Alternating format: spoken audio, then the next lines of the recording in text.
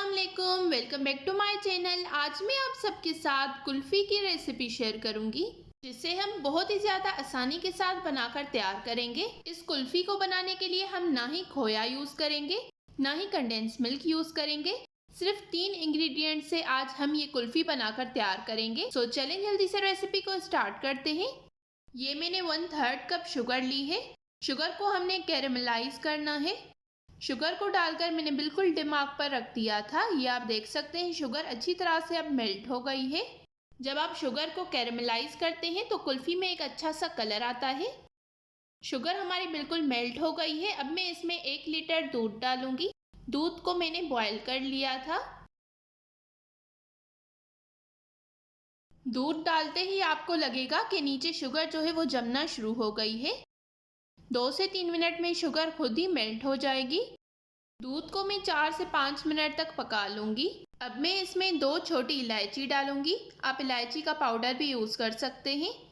कुल्फ़ी को थिक करने के लिए आप इसमें कॉर्नफ्लोर का भी यूज़ कर सकते हैं या फिर आप इसमें वनीला कस्टर्ड भी ऐड कर सकते हैं।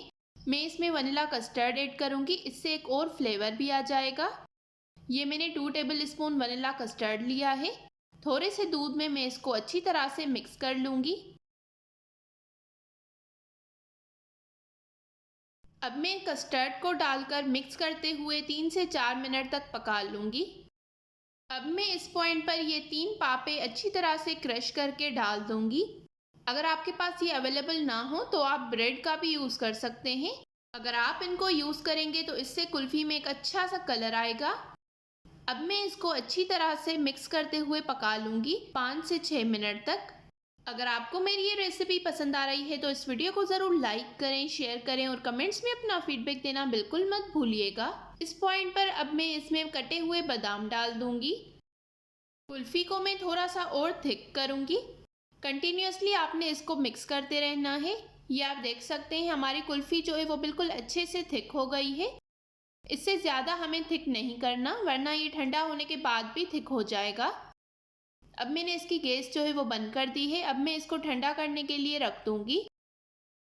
हमारी कुल्फ़ी बिल्कुल रूम टेम्परेचर पर आ गई है। अब मैं इसको स्मूथ करने के लिए ब्लेंड कर दूंगी। सारी कुल्फ़ी मैंने इस जग में डाल दी है। इससे हमारी कुल्फ़ी जो है वो बिल्कुल स्मूथ हो जाएगी। आप इसको कुल्फ़ी मोल्ड में भी डाल सकते हैं।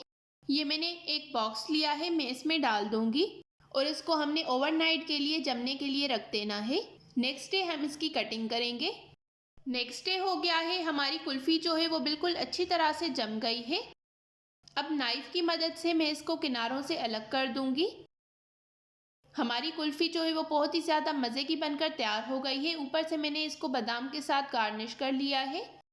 अब मैं इसको कट करूंगी। ये कुल्फ़ी बहुत ही ज़्यादा मज़े की बनकर तैयार हुई है।